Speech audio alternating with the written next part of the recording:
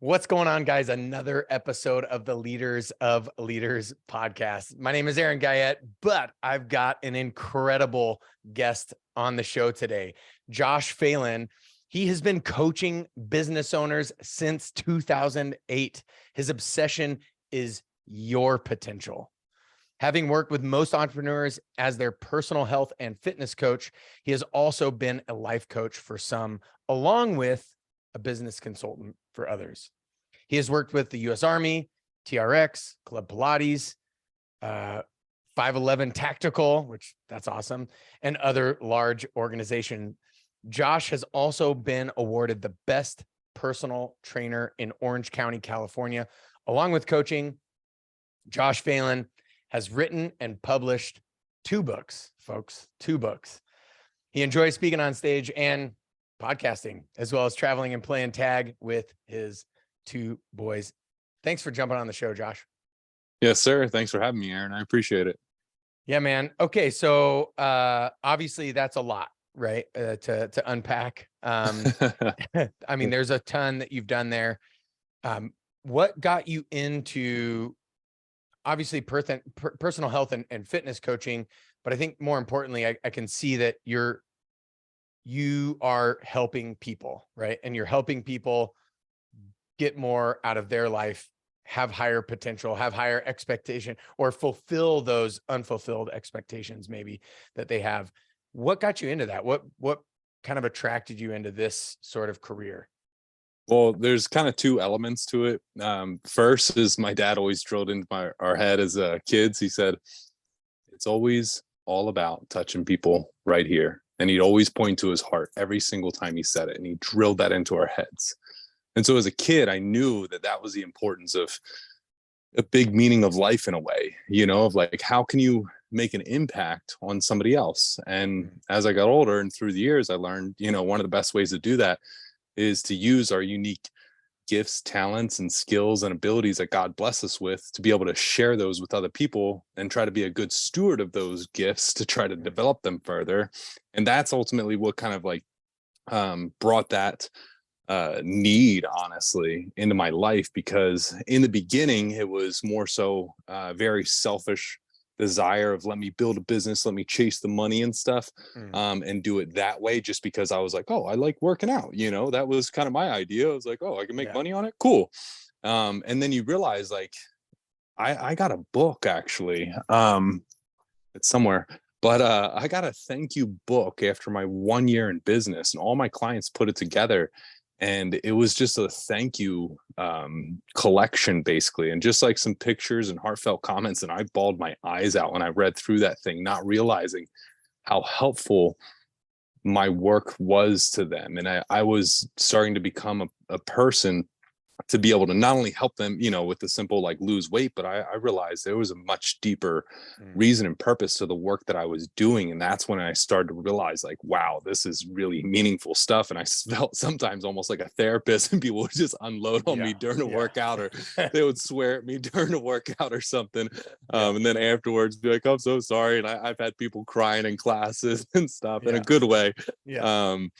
But yeah, I mean, that just kind of was the start of it, of my dad drilling that into my head, and then me trying to like use that information as I progressed in my career and stuff. But then back up even further, when I was 10 years old, I'm the youngest out of 6 children. And so my 3 older brothers just all of a sudden one day just weren't there anymore. And I'm like, heck, where'd you guys go, man? And they're all next door at my neighbor's house, and they're all working out. And so I was like, okay, well, I want to hang out with you guys. So I'll start working out. And that was like where I started at 10 years old. I started lifting weights and like enjoying it. But that was the beginning of this whole process. And then by the time high school, everybody thought, okay, here's my life plan, and I'm going to go to this school, and this is what I'm going to do. And for me, I'm like, I have no idea. I like to work out, and they're like, yeah, you can make money doing that. I was like, all right, sign me up. How do I do that? And that was how I started. I worked for 2 gyms, and then after that I started my first company, and just kind of went through that process I just shared.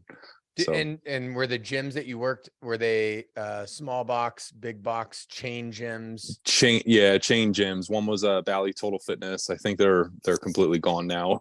Yeah. We're all, So we yeah, can say whatever we want. yeah. So that was my first experience, and then the other one was at the YMCA. Nice. Yeah, and then the nice part too was like at the YMCA, they kind of let me do whatever. So I was like, hey, I'm just this broke kid. I was like 19, just moved out to California. I was like, I just need hours. They're like, we'll put you at front desk. You can like clean the weights and fix the stuff. Plus, you can do personal training plus a group exercise. I was like, yeah, I'll take it all. Yeah, Doing all of it. Yeah. yeah, Hours. exactly. Nice. Is that a YMCA that's local there? Yeah, Costa actually in Mesa? Newport Beach. Oh, Newport Beach. Yeah. Yeah, yeah. That overlooks Uh-huh. the bay or whatever. Yeah. Yes, sir. Yep. I've gone there, been there, done Yeah. that. Yeah. Yeah, obviously living there for almost half of my life. Now I'm finally accruing back some years up here in North Idaho again. But Nice. yeah. So where are you from originally? Originally New Jersey.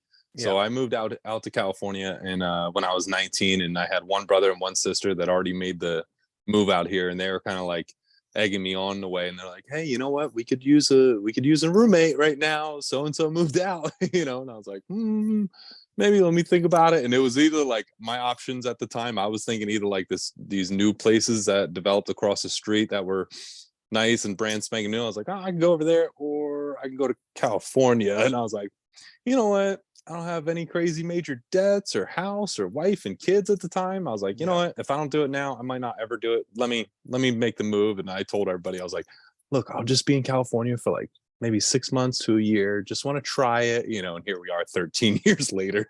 Yeah. Or whatever it is. Yeah, 14. And so do you go back often or?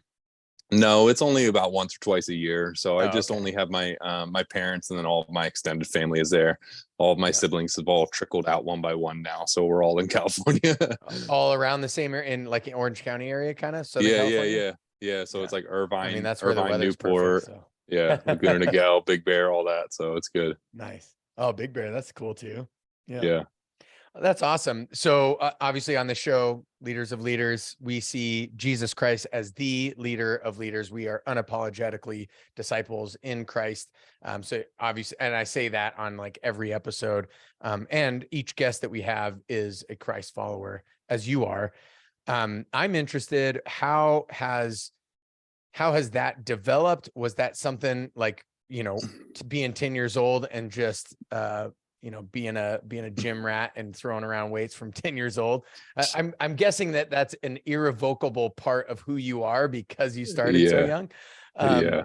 But was it the same, or was this something that transpired in California, or how did you come to know Christ? And then how has Christ changed the way, or has he changed the way in which you approach? Because obviously you care about people. And I don't know if that was pre-Christ, post-Christ, during the whole time as Christ, but yeah, I'm just interested in your story there. Yeah. So again, youngest is 6. And so I was trying to accept Jesus into my heart when I was like 4 or 5 already. I was like, they're all doing it, I think I sort of kind of get it. And there were so many times I had so much doubt still, so I would be going to like every altar call. I'm like, just want to make sure I'm saved, this seems really important. And I'd be crying and stuff as this little kid, 6, 7, 8, 9 years old, still doing this and stuff. And I'm like, I want to make sure that I'm saved and whatever. And I went through a Christian school, kindergarten through 6th grade, so I had like a good foundation as far as like, we had, as there is, math and English, like we had a Bible class, that was just part of it. And you would learn Bible verses, and you would have to memorize passages and memorize scripture and stuff as a kid. And it was a great thing to kind of like lay that foundation. Yeah. But then middle school, that's when like I started to go to public school. And so that and high school, that kind of like started to drift. And I'm like, well, I don't really have any other like real Christian friends or influences or environments besides like church on Sunday. And even then, like my family wasn't going like we used to, where it was like every single week on the button. So yeah, I started to kind of like drift away in a sense. And then when I came out to California, I was just like, oh, okay, cool. This is what you guys do here, and it was just total culture shock. And it was also like, okay, well, I'm young, I can do the partying thing, and let me work on that. And that was my enjoyable time. And that was where I was just like, I'll show face at church sometimes, and then even still getting plugged in, but you're still kind of living like two lives essentially. So you're like, I'll do the Bible thing and the church thing. And I even was in a men's group for a short period, but again, like I'm still just kind of doing everything I shouldn't be doing. And then it wasn't until like after getting married, I got married at 25, and then having kids and stuff about 3 years later. And then that was when I started to kind of like take notice of, okay, hold on, we got to pump the brakes here. Like we're not doing things the way that we've always been taught. We know, and that little like Jiminy Cricket inner voice, that consciousness started to speak a little bit louder. And then sometimes I'm like, hold on, is that just me, or is God trying to like tell me something that I got to change? And then I start realizing I'm like, oh, okay, yeah, I got a lot of character development to go through, and then like that was when my path started to like kind of converge again and go back towards Christ. And even then, so it wasn't even until maybe like 2 years ago or something where it started to get like way more intense, and God's like, no, you've had your fun, this is good, you can do these things, but lessons are going to be repeated until they're learned. And I truly think like God cares way more about our character than he does our comfort. Because I was thinking about it. Had a conversation recently, really, and I'm like, you know what? Because comfort is always fleeting. You can change the thermostat. You can put a scarf on. You can get a more comfortable pillow. You can, we live in all of these little nice micro adjustments we can make. And we're like, finally, I'm comfortable. I just want that glass of wine or whatever the case, right? But here's the downside with that. It's always, always, always fleeting. You will never always be comfortable, period. But your character, you're going to take that with you no matter what room you step in, no matter who you're with, no matter if you're by yourself, you're in nature, doesn't matter. Your character is always there and it is always present. That's why I think, and I also strongly believe that's what we're taking with us into eternity too. And it's like, that's why God cares about that.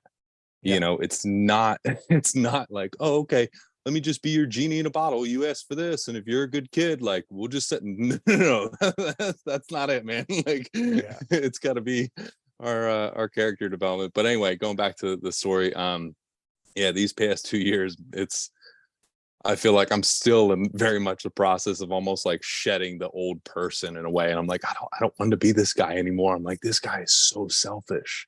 This guy just cares about him and his needs, and and it was almost like I had to successfully like try to re-brainwash myself of realizing like, no, like my heart needs to be where Jesus is. And that is, he cares about the people, not the things, not the accomplishments, not the accolades, not the awards. It's like, those are all just like, those are just to build up my fragile ego, like yeah. I realized, dude, I got my arms to over 19 inches.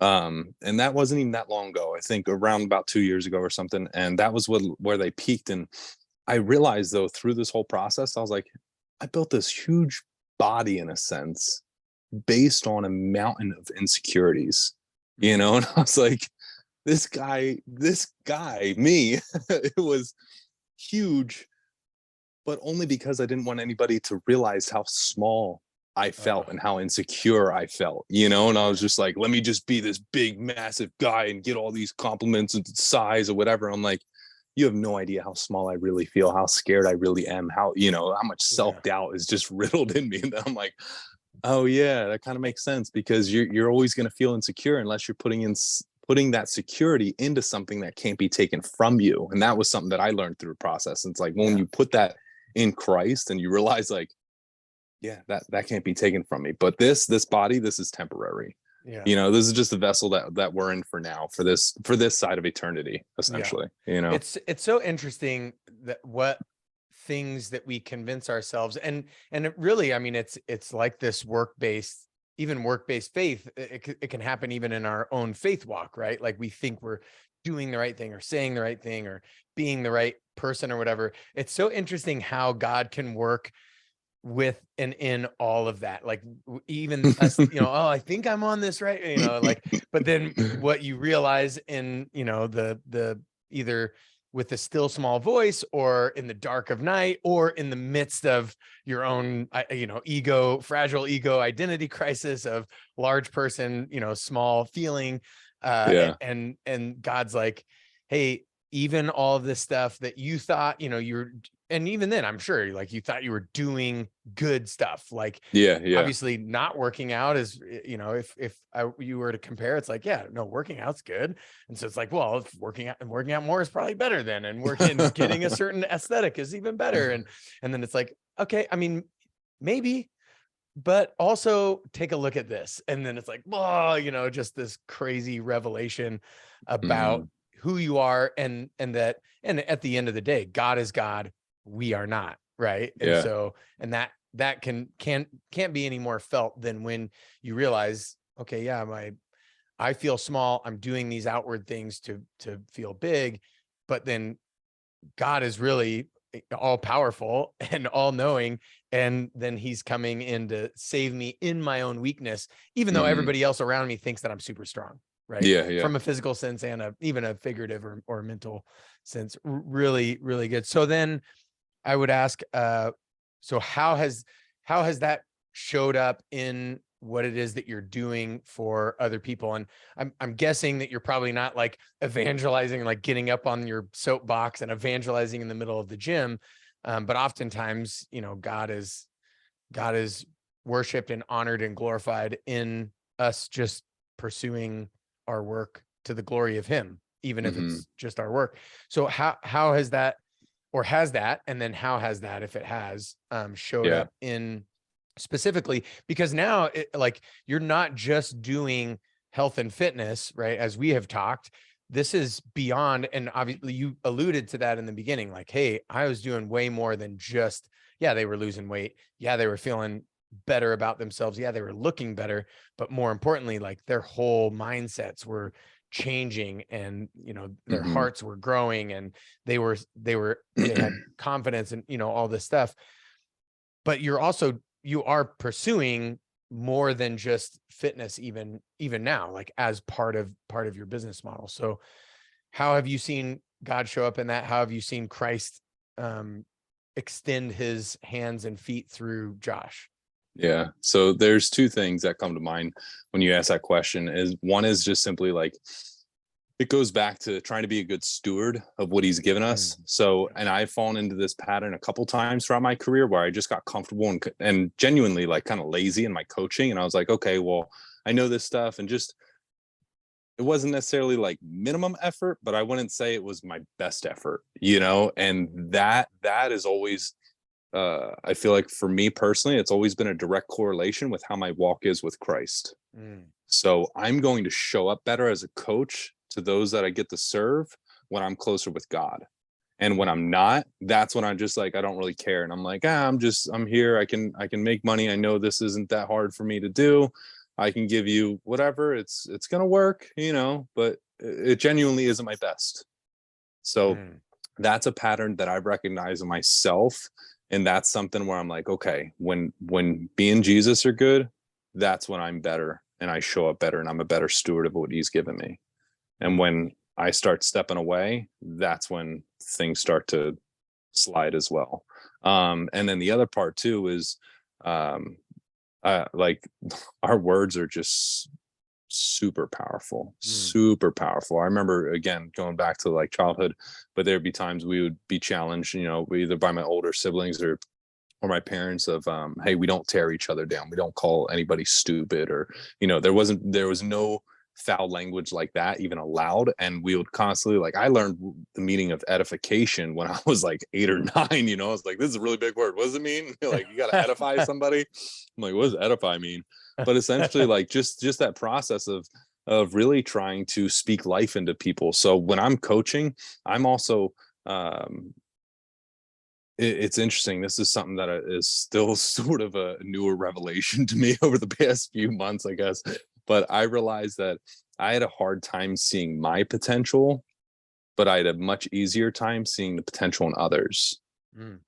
So I as a coach, I was like, dude, I know what I can make your body do. I know how this can look with it if we remove this fat, if we do this training. But oftentimes your body is only going to go where your mind can push it, like your body is the instrument of the brain. That's how I look at it. So if I'm like, if I can just get a little bit better programming into your mind and get you to believe that this is possible, you're going to act in a way that's congruent with that belief. But I need to change that belief. I need to show you that there's a step, that there's a process, that there's a system in place to be able to help you get there, and then to speak life into that. Because like I've got clients that still sometimes slip, like my boys even know, like we don't use the C word. The C word is can't in our house. And I'm like, no, you do not say that. It's just like, hey, sometimes you need help. It's okay. Please ask for help. Help is fine. You're never, like, you should never feel shame or guilt or anything around asking for help. And that's okay. But we don't say can't. Sometimes we just need to figure it out. Sometimes we need help. Sometimes we need patience, and all of these things, again, go back to developing our character. But yeah, so I just try to be a good steward of what God's given me, and then be better wordsmith essentially when I speak to clients. And I'm very careful and selective with my words of like, hey, no, you got this, you can do this. And I'll even get around, some people are like, oh, I'm tired. I'm like, no, you're not, you're John. Like, come on, keep going, you got this. I love it. Yeah, it's so funny because I mean, the reformers, with the whole Catholic Church back in the day, and Luther, I mean, one of the solas, one of the primary things was, sola scriptura, or scripture alone, right? And like the reason, like you think about words holding power, it's like that totally reformed this wayward, right, church, big C, church, right, the larger fellowship, the larger body of Christ was starting to go wayward because their words were being misused, and they were adding a bunch of words that didn't need to be there, right? And it was like, boom, come back to scripture. So obviously that's a scriptural thing, but then you talk in life, we say in our household, we say can't means won't. And so like as soon, and the reason why we say that is I have a good buddy of mine. It was like my second fitness job way back in the day, like 2006, I think, Brandon Beauvais. And now he's a strength and conditioning coach for like professional hockey teams, and like brilliant guy, like incredible guy.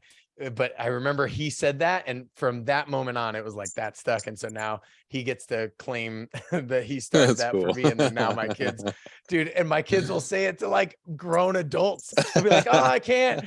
And Hannah will be like, can't means won't. It's like so awesome. But yeah, no, it's so true. And if you use a particular word, you're going to think particular thoughts. And if you say particular things, like sometimes there's going to be a particular action that follows that. And what I wrote about stewardship, it came in, blew up in my face. Your discipleship creates your best, Josh's best, for his best, God's best, right? Like as you steward under him, then your stewardship for him is going to obviously just get, and obviously that's what you were saying. I'm just using different words. Man, it's so powerful. It's so true. So, and that's cool that this is, those two things are like recent revelations, because I'm sure that you're going to end up riffing on that, playing jazz with that, and watch that, even get larger. So let's talk a little bit about the different areas. So obviously, you're focused on stewardship. You're focused on, thinking about the words that you're using. You're focused on the Lord. You're focused on serving others, and your focus is even on understanding how God sees you, instead of maybe like how you were wrongfully seeing yourself before. Which is good. So how now are you kind of because it seems to me, when we were chatting prior to this call, things are starting to shift in even the business model realm. So if you could, for our listeners, kind of parse apart, here's some of the things that I'm doing, and here's kind of where my vision is going. And I know that we have something pretty awesome in store for any of the listeners that are listening as well. And I've actually signed up and then been getting the emails and stuff. And man, it's solid. It's powerful. So I definitely Awesome. words hold power. And so you can get into that as well. But I'd like to, okay, where's the ground at now? Where'd you kind of come from? Where's the ground at now, for the last couple of years? And then where is this starting to go? Yeah.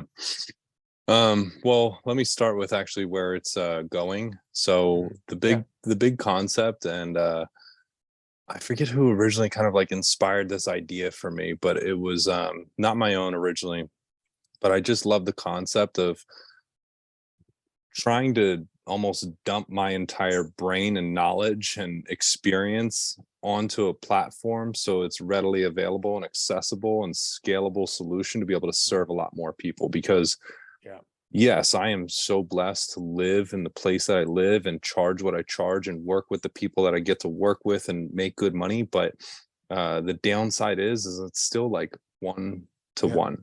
Yeah. And that's a part you're where I'm limited like, by time, right? yeah, exactly. And that's a part where I'm like that. I feel like, especially with today's technology, like I need to be a better steward of what God's given me. I need to be able to get this to more people to access. There's only one more. Josh Phelan. Yeah. And we're not cloning him yet. Yeah, right. Oh gosh. That's another podcast. But yeah, it's crazy though. Just to kind of like come to that realization of, yes, there are a ton of other trainers. There's a ton of other coaches. But the other thing too that I've realized, even with that, what has come back and almost has been a haunting, limiting belief to me at times, is there's also this unique application essentially of vulnerability. And then that's where people are going to connect with you further. And that's where other clients are just going to be like, you're my people. I want to connect and work with you because of those reasons. Like I've definitely had some really awesome people drop that God has plopped into my life essentially, and I'm just like, I feel so lucky and blessed to work with this individual. I'm like, they have a plethora of options, especially here, like the gym that I'm at, I can see 4 or 5 other trainers and everybody's working for themselves and everybody, but it's all just like kind of, I see you, referral, word of mouth. Where are you this at? guy's good. This is more selfish. So it's actually a bunch of my clients live at this. It's called the Villas in Newport Beach, and I think there's like 1,000 apartments or something. But it's just a high-end apartment complex, and it's like its own little city essentially. Right by Fashion Island. So very cool. So anyway, there's a lot of that going on. And dang it, I lost my train of thought. Yeah, that was my fault. So, but so you were basically saying that you're blessed to be able to work with some of these people. Yes. Right? And so the big concept. The opportunity. Thank you. Yeah. And so the big concept now is essentially like I'm putting everything out onto an app. So this way it's a scalable solution based on the years of experience that I've had and everybody that I've worked with so far. It's like, hey, this stuff works. Like I even got my dad to lose weight. That was one thing. My mom's like, can you help him? I was like, all right, here we go. Because they're in New Jersey, so it's a little bit harder. Exactly. But it's neat to be able to like do that and see that process and that progress with people. So I ultimately just want to have a more scalable solution. Like even when I wrote my first book, you have those battles of self-doubt and stuff as you're going through a journey like that. But then at the end of the day, like I really made peace with it. And I'm like, you know what, if this helps one person, like I'm so glad that I did this. Because also at the same time, like looking back on it now, I was like, that was almost like therapy for me though, to get that stuff out.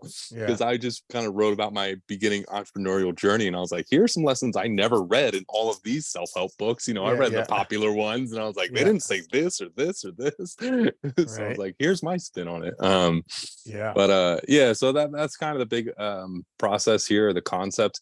So right now, I've even been telling people, I'm like, yo, I'm step 3, guys. Like as far as the workouts and stuff go, I go, you need to dial in your nutrition and your sleep first. Cause I'm like, if these 2 suck, doesn't matter what you do in the gym. You're probably just going to be doing more damage and breaking your body down further. I'm like, you might sleep a little bit better after just because you're tired and exerted more energy. But I'm like, if you keep putting in garbage all the time into your body, like your working out is just in vain, so garbage in, garbage out.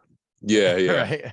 So I'm just like, I'm step 3, guys. Like, let's get your nutrition dialed in. I got somebody for that. Here, talk to my friend Jen, and then sleep. Here's everything that's worked for me, because my dad was right when he said in 2011, when I told him, I was like, Dad, I just started my first company. He goes, congratulations. Now you're never going to stop worrying about it or thinking about it, or, and like all these things. I'm like, Dad, do you not realize the power of your words? See what you Yeah, X'd yeah. on me? Don't But I put that like on me.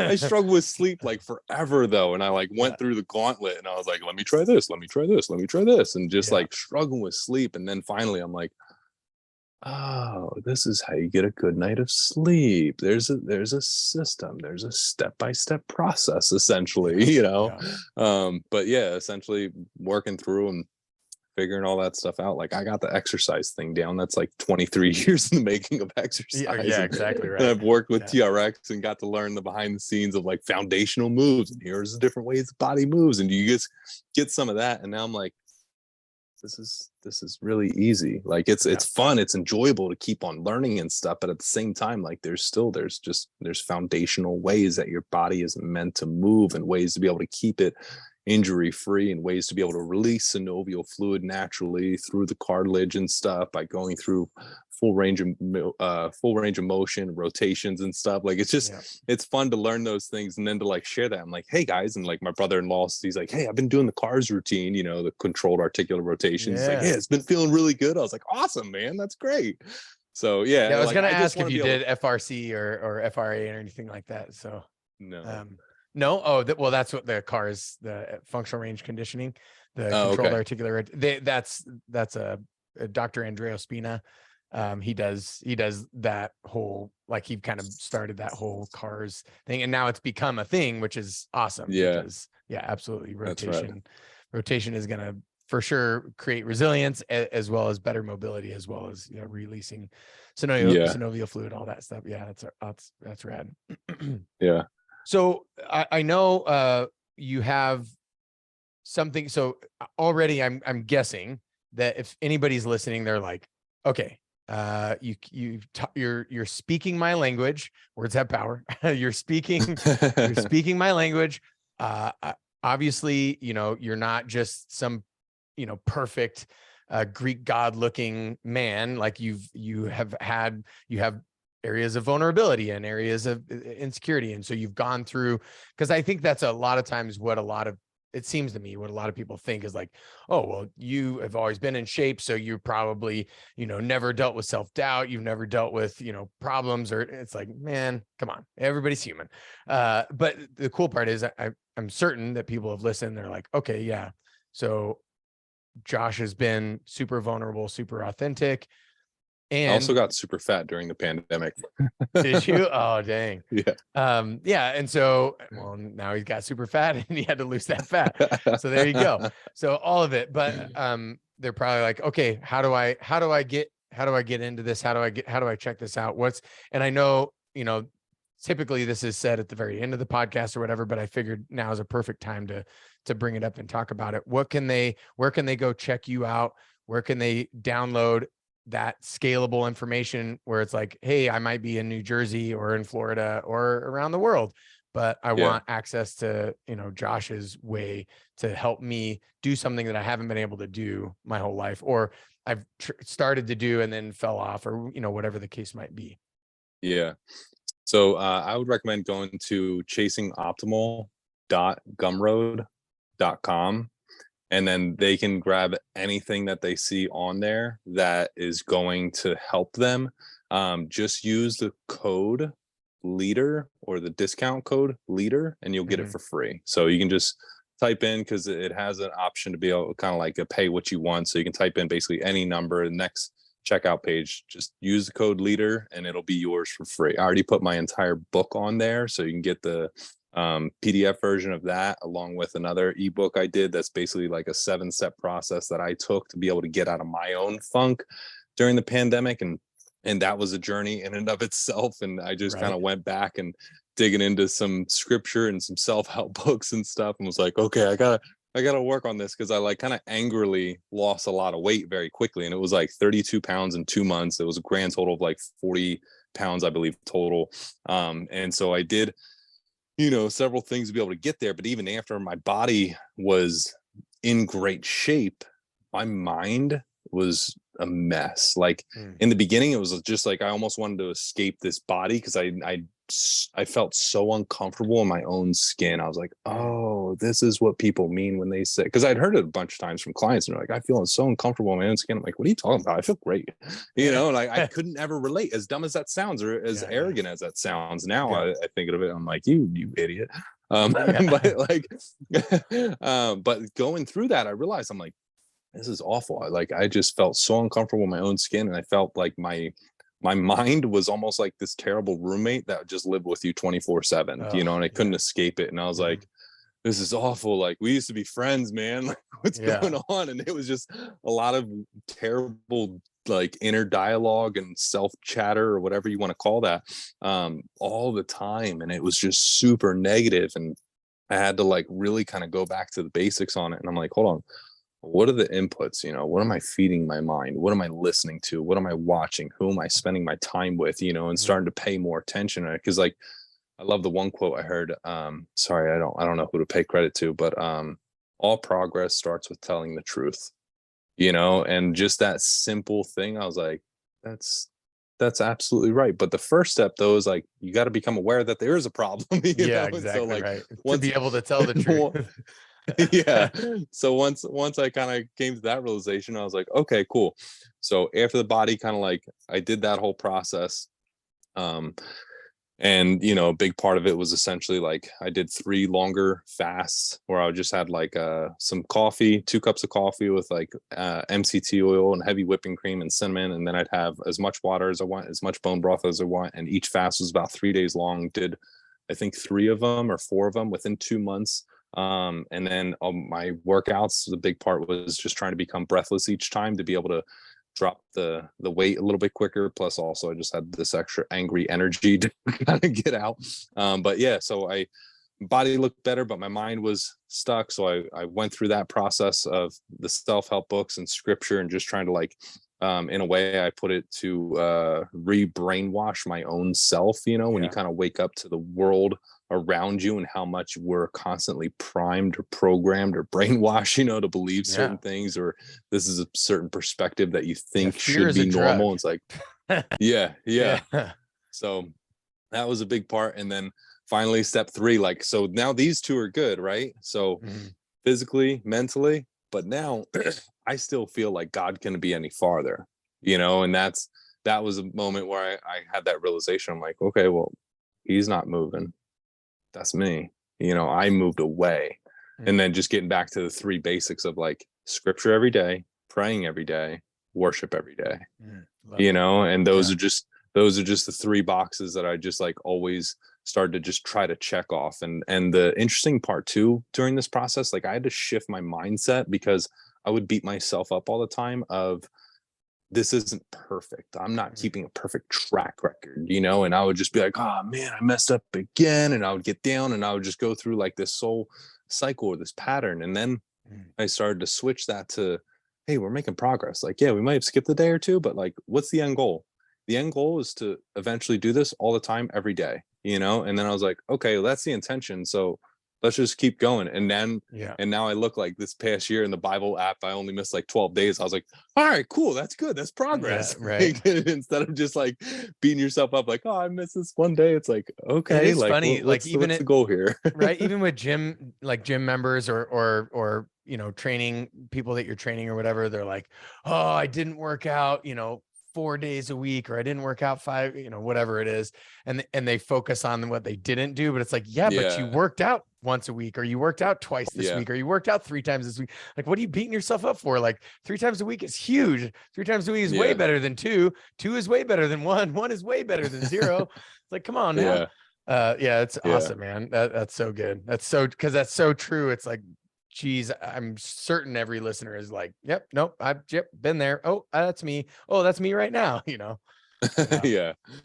Yeah, it's just, I absolutely. feel like the good part is when you start to wake up and notice those patterns. Mhm. It's like, when you, because it's helpful to be able to have that pattern recognition, but I think it's more helpful to be able to have that pattern recognition for your own life and your own awareness and your own thoughts and behaviors, Yeah. because when you start waking up to, this is how I've been cynically looking at the world, or this is the lens in which I've been viewing everything through. Mhm. And you can start to have that new paradigm shift of being like, hey, we all messed up. we all are striving. We all have our problems. Like I heard this one thing where it was like, hey, by the time we get to our 30s, we're usually good, like really good. One or two things. That's about it. And the rest, we're all just kind of winging it. We're still trying to figure it out. And I was like, that is so accurate. Like, yeah, it might be a couple more. Like I like woodworking as a hobby and I built a couple things for friends, but like that's not something I'm trying to, be the best in the world at. I'm like, I got really good at the exercising thing, but I'm like a lot of these other things, it's okay to just ask for help. And it's okay to just be, hey, I'm not okay. I need your hand with this, and I had this one client, he started a company, was 19 years old. Now he just turned 66 and he's run like 5 businesses. They're all ginormous and stuff. And so anyway, I told him that confession that I just struggled for a long time with like asking for help. And he goes, why? And he goes, if I don't know something and I know that somebody else knows it, or they're just way better at it than I am, why would I not ask them? Yeah. He goes, even if I got to pay for it, I'm going to save myself a lot of time and a lot of headache, A lot of And money. I was like, wow, I feel like an idiot for confessing that, but thank you. I'm going to take that to heart. I don't think I'll ever forget that lesson. It was just a humbling experience. Like 2 years ago, a client told me that and I was like, duly noted. Okay, thanks. Why don't you tell me how you really feel? or well, I guess that's why you're at where you're at and I'm at where I'm at. Yeah, I know, right? But well, that's a good part too. Like, oh, go ahead. Yeah. No, I was just gonna say that's a good part though. Just like, I feel like humble pie is almost a superfood, absolutely. And even if you're full, you're gonna get another slice. It's coming at some point, So Exactly right. Exactly right. Yeah, I think every time I thought that I've had it figured out, it was like the perfect setup for me to just be chopped hard, like, and then chopped at the knees, falling on my face, and then there's that humble pie, like, oh, dang it. No, not again. I did it, didn't I? Yeah, I did. Okay. That's great. So good. So, okay. So, obviously Chasing Optimal. So Chasing Optimal is also your Twitter. Is it Twitter? Is that right? Yes. Is it on Twitter? Is it Instagram too? Or are you on any other socials? Not on just LinkedIn. LinkedIn. But it's not Chasing Optimal, just my name. You can connect with me. And then on TikTok, it's Chasing_Optimal. Perfect. Because for anybody that's listening that like chasingoptimal.gumroad. Or no, what was it? Chasingoptimal.gumroad.com, right? Is that right? Correct. Yes. Okay. Yes, sir. Yeah. So if they did like I just did, and like misspelled it or something like that, if you can't find it there, you could probably look on Twitter for Chasing Optimal. Yes. You can look on LinkedIn for Chasing Optimal, and my boy Josh will hook you up through that and walk you through. Hey, don't be shy. Put in a number, and then you're gonna get that leader code, right? That's gonna give it to you for free. Which, man, I just gotta say, I think all of so far I've got the PDF and I've gotten a couple of emails, not everything or whatever, but already it's worth way more than that. I mean, and I guess this is the beauty of scaling, and this is the beauty of being able to put things online or whatever, but it's worth way more than the $25 suggested value, because well, it's probably incalculable, right? Because if I'm actually able to implement even just one of the things, if not the whole thing, if I can implement the whole thing, like everything changes, not just physically, but mentally, right? Emotionally and spiritually, my confidence is going to change. Like, so this is an incalculable. And so it doesn't stop there though, right? Like they can do that, they can pursue that. But what if they're like, no, like, is there another way for me do I have to go to Southern California to get one-on-one coaching? How, like, what's in store? Is that like the further sort of vision, or are things already set up? No. So essentially there's also like a 14-day trial that they can try out. And so that was the process that I kind of like over about 2 years or so kept continually refining. So it started with me just by myself, and I was just trying to get out of my own funk. So the first step in that process was, like, as lame as it sounds, every day just felt like a terrible repeat of Groundhog Day in a way. And so My thought process around this was I just want to look forward to tomorrow. Like I want something that's just like I want to enjoy this, and get out of that rut of like, got to do this every single day. So for me, it was just like, can I just go to the beach in the morning, And so it was just a conversation with my wife. And she's like, yeah, if you think that's going to help, and I'll just spend about an hour there. And that's where I started coming up with this. And so essentially my process now, like over the course of these 2 years, I feel like it's kind of perfected, at least for me. But now I kind of have some pieces where for others I'll kind of interchange some stuff. But essentially it starts with breathing. The reason for the breathing exercises is out of the tens of trillions of cells that your body is made of, every single cell needs oxygen basically in its engine, so to speak, in order to function properly. So when we change our breathing, we actually change our physiological state very quickly. And the average untrained person is able to do this in only 2 minutes. And this also relates to your brain waves. So right now, while we're having this conversation, you're kind of our judgmental, our analyzing brains are on, and you're kind of asking yourself, is this true? Is this accurate? What do I think about this? How do I feel about this? Here are my stories around this. And you're analyzing while I'm speaking. And that's even for the listeners going on. We're all in this in that sort of brainwave. And so when we start to slow down our breathing and we get very conscious and we focus on that and we slow that down a lot more, that's when the brain waves also start to slow down. We start to kind of dial down that judgmental voice, and now we can almost kind of like go into creative mode, and that's where we can kind of get a little bit deeper inside of like, okay, what do I want to be my intentions for today? How do I want to show up for the day? And that's another part I'll get to, but starts with breathing. And then next part, the neat thing too, is with practice, just kind of like exercise, it's gotten easier. So right after the breathing, I go into gratitude. And then for the gratitude, and this is part of the trial thing that I'm talking about. So people can get all of this basically walk through with me on. I gotta say this again and didn't take notes. No, it's there. Yeah. You got it. Yeah. It's already yours. I walk people through the whole process. And then for the gratitude, that the simple kind of concept is to recruit all of the senses as much as you're able to. So I suggest people try to pick a more recent memory, and then something that they can feel they can feel thankful for, and recruiting those senses around that to be able to kind of not only drop into that memory deeper, but then also to emote that emotion more deeply, because and it's almost like an acting exercise, like, but it's really cool too, because also what happens in our mind is your brain is not able to be fearful and thankful in the exact same moment, because they take up the same space in our minds. So when we're thankful, we're going to come up with better or more creative solutions to our problems that we're facing, as opposed to when we're fearful. Now, out of fear, you're going to come up and think on a completely different trajectory versus when you're actually thankful and grateful. So after the gratitude, then I go into visualization, and that is essentially just thinking about, how do I want to show up for the day? What do I want my energy to be like? How do I want to interact with my children? How do I want to be as a coach? What are some maybe difficult challenges that I may face for the day ahead? And how would my best self show up to that? Because that's one thing I've been trying to be more aware of these past 2 years, of like, you have options. No matter what just happened in your life, you have options on how you choose to respond to that situation. And chances are most of us, our defaults are not our best choices.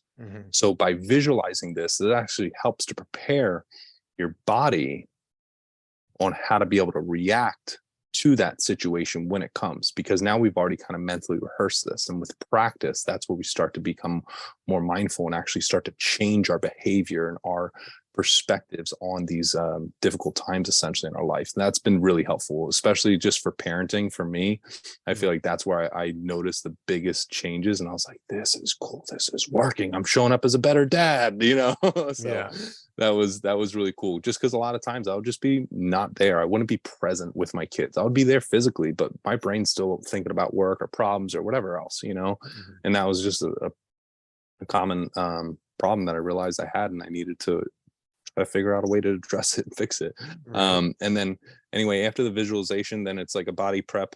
That's at least what I call it, but it goes back to the whole releasing of the synovial fluid. So that's part of the mechanisms that we use for that, and just to essentially get the body prepared for the day ahead.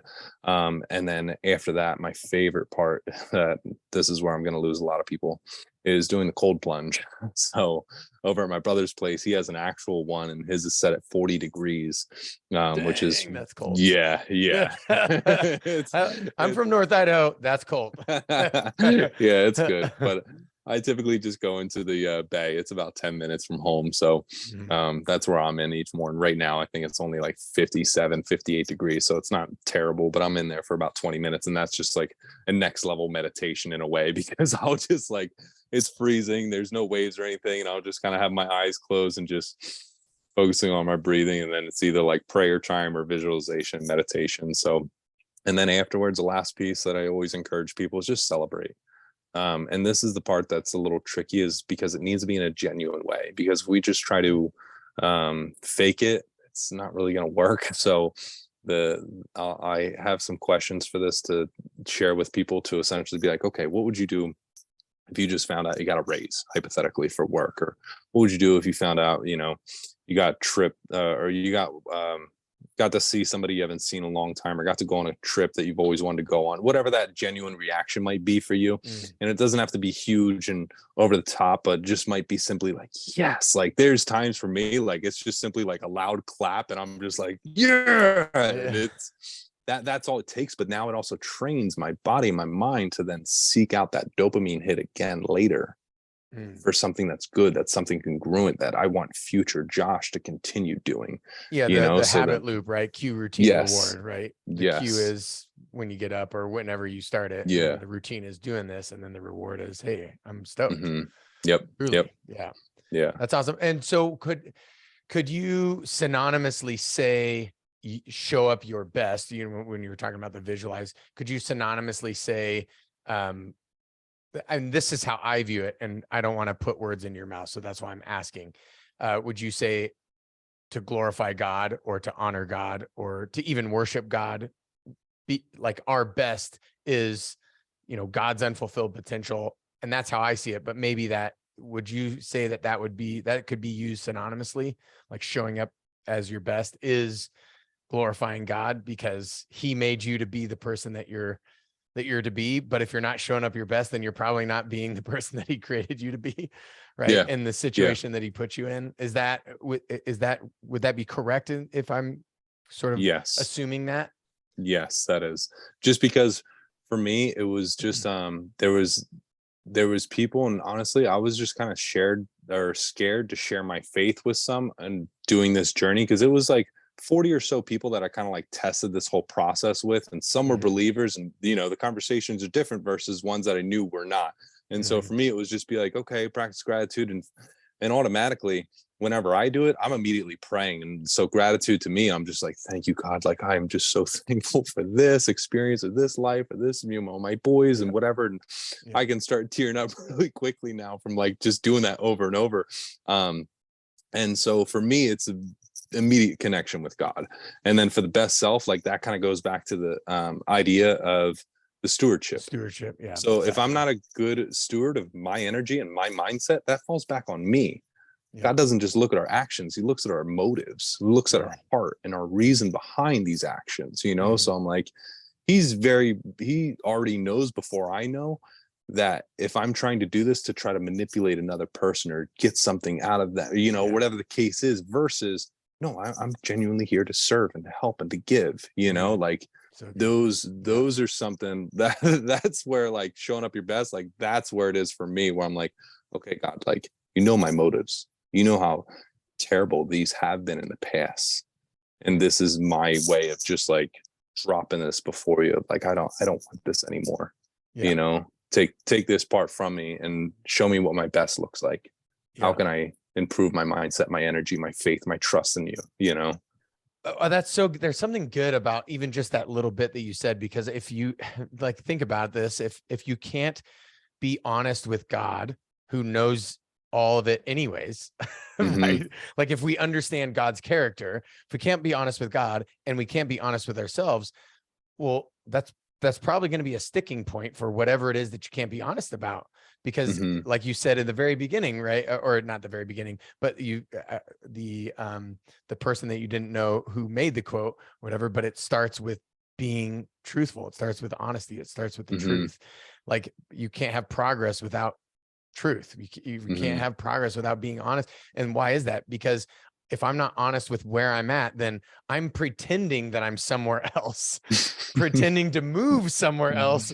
And so I'm just playing pretend. And Yeah. unfortunately, we have enough people in society that are playing pretend a little bit too much. And again, that's another podcast for another day. But and it's so good that you talked about, like who, and this is again a callback to earlier, but like who are you surrounding yourself with? What are you listening to? All this, and even social media, right?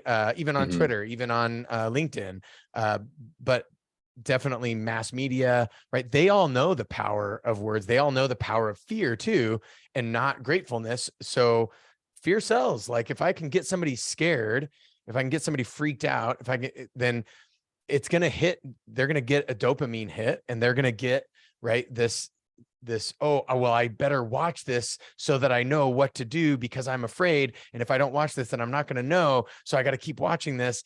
And or divisiveness or whatever on social media is a common thing, right? Mm-hmm. It's like, and then it creates all these anxiety feelings and scared feelings, but it's also dopamine. And so it's like, oh, I gotta figure out, I gotta be good with my tribe, even though it's maybe potentially a false tribe. It's just so interesting that, fear is a drug, and it's been dosed out to us on this daily basis.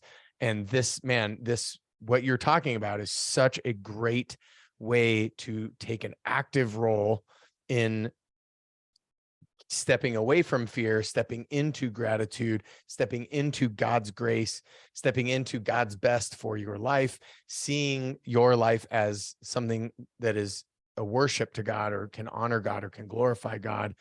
And man, all parts of this, it's like I can just see and feel like, man, that trajectory is just, it's filled with love, right? It's filled with trust. It's filled with all the things that we really want, which is Yeah. most of the time why we watch the news, or why we, that's kind of our initiative. But then we get wrapped up in this false dilemma, this deception, and this fear, and this divisiveness. And yeah, man, it's just so good. I just have to, I'm just ranting now, but I just have to say, so good. It sounds like just amazing. That's freaking incredible. And you're saying that all of this is at the chasingoptimal.gumroad.com. This is all Yes, sir. right there. Yes, sir. Dang. Okay. And so obviously you got some YouTube stuff going on, and then you're doing some stuff where you're actually helping out like C-suite level owners, big time entrepreneurs. How does that play into, it's just like, hey, this can work for the grandma, this can work for the kid, this can work for the C-suite, but I want to, just want to clarify, what's that about? Yeah. So the big part for me is I've just noticed over the years, I gravitate towards other entrepreneurs. So those are always like my tribe in a way that I almost like continually or just happenstance seek out, or come across and cross paths. But like over the past couple of years, all my one-on-one clients, they all own at least one, if not multiple businesses. And like even a couple of weeks ago, I was just catching up with a friend, and we just got coffee and went for a walk on the beach. And then afterwards he's like, dude, I need your help. And I was like, okay, with what? And I'm thinking, something for exercise, whatever. He's like, look, man, you're just really good. Because we used to do whiteboard and whiskey, I called it. I got a huge whiteboard. It's like 6 foot, and we would just like brainstorm business stuff, or just kind of like ideation. He actually had implemented a couple of things that I had suggested over the years, and he was somebody that was in my small group at church years ago. And we've just remained friends since. And anyway, so that's somebody that I'm now helping to also like with his business and stuff, with the strategy, and kind of stepping outside of it, because he's very much entrenched and engrossed in it. But he's also like, he's got 18 employees now. He's got more stuff to unload off of his plate. And it's hard to see all of those things when you're just so entrenched in that. And then there's been other folks that just kind of reached out, and some were even from my own high school back in the day. And they were like, hey, I saw this stuff and you said, are you feeling stuck in a rut? And, and they're like, I checked the box for this, and this. And I was like, yeah, that's me.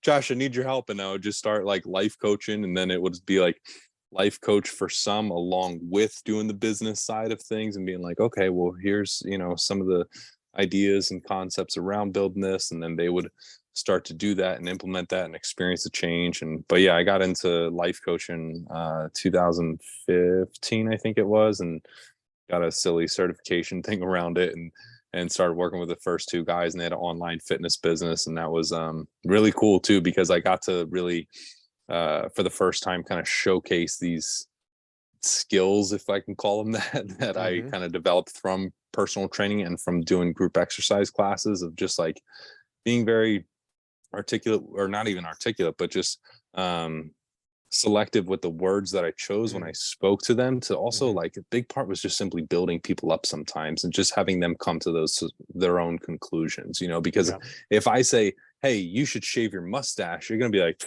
no, I shouldn't. That's a terrible idea. But if I ask you questions that then get you to come to that conclusion, you're like, maybe I should shave my mustache, like whatever the case. But that's ultimately like all the consulting and coaching kind of comes back to. It's like, can you ask the right questions to be able to get this person to no, I'm just kidding. Yeah.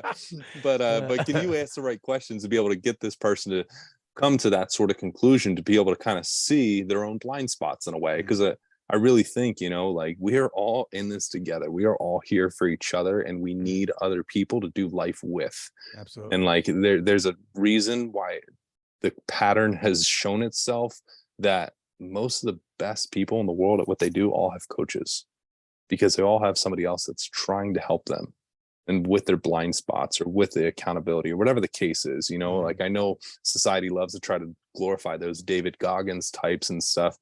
I'm just like, oh, you don't need I'm like, you're an anomaly. You're part of a smaller percentage. And I'm similar in that way of like, I can work out all the time by myself. I don't need help. I don't need accountability. I don't need a gym partner or anything.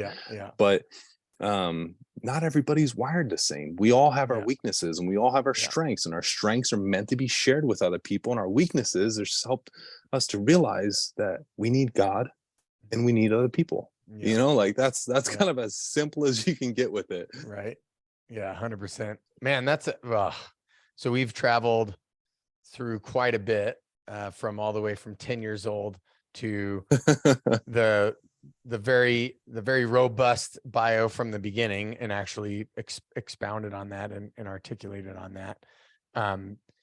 Is there any, so let's say there's somebody who's, wants to take the first step, but is fearful, has tried it a ton of times before, couldn't do it. How do you help that person take that first step and actually, go to chasingoptimal.gumroad.com, or to go and, drop a direct message in your inbox, or to even take a first step that maybe isn't even that, but just what would you say?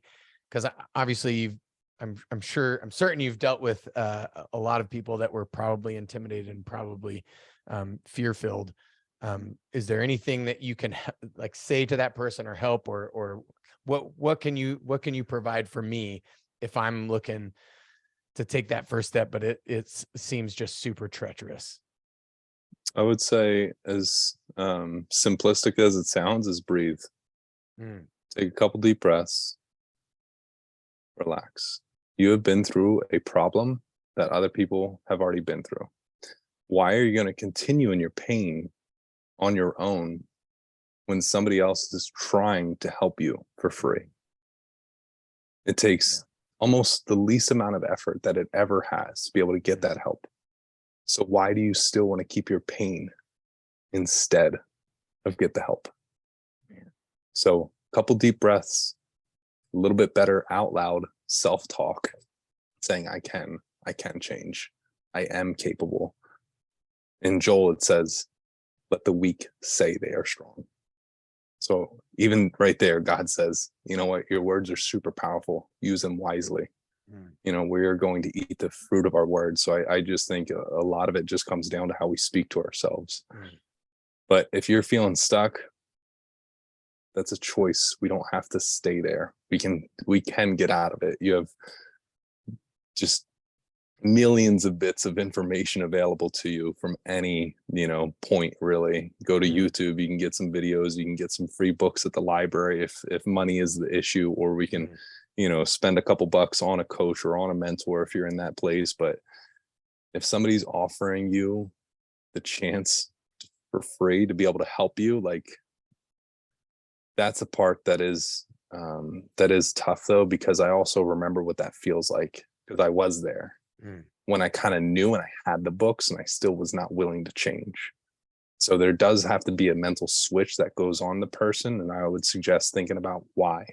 Mm. Why do you want to change? For me, I wrote down this stuff and I had my crying sessions and stuff, but I wrote it down and I got really clear. And for me, the very crystal clear answer was I need to show up better as a dad Mm. for my boys, because I realize their childhood is going by right now. Yeah. They're 3 and 5 right now, and I'm like, if I keep making these same decisions, I don't get any of that back. So you have to find your why and understand, why do you want to change? Because we don't change our behavior radically based on logic. We are very emotional beings. We all know we should probably work out more, take better care of our bodies, or eat better, or sleep better, or make more money, or better communicate with our marriage or relationships and stuff. Mm. But until you get emotionally attached to why you want to change and get very clear on what outcome you're seeking, it's going to be hard. So although, yes, I can sit here and say, hey, it's free, go grab it, I understand there is that point where you're just like, you're really low. You've gone through stuff that you have nobody else in your life to relate to. And that's where it gets really hard too, because you're like, you don't know the pain that I'm in. Yeah. But I guarantee there is other people that have gone through something very similar that you're going through now. So if I can be of help whatsoever, be of service, please grab any and all things that you may find helpful and just use the code leader, and it's all yours. But I'm here to help. I'm here to give. I'm here to serve. Man, that's so good. Josh, thank you. Thank you. Authentically, truly, from the bottom of my heart. Thank you so much for hopping on the podcast and just spilling your heart and spilling your mind and giving us incredible value to consider. But more importantly, to not get stuck on the can't, but actually implement the value. I really appreciate you. Really appreciate your time. Thank you again so much. My pleasure, Aaron. Thank you so much for having me on. So glad we did this, man. This was awesome. Yeah, it's rad.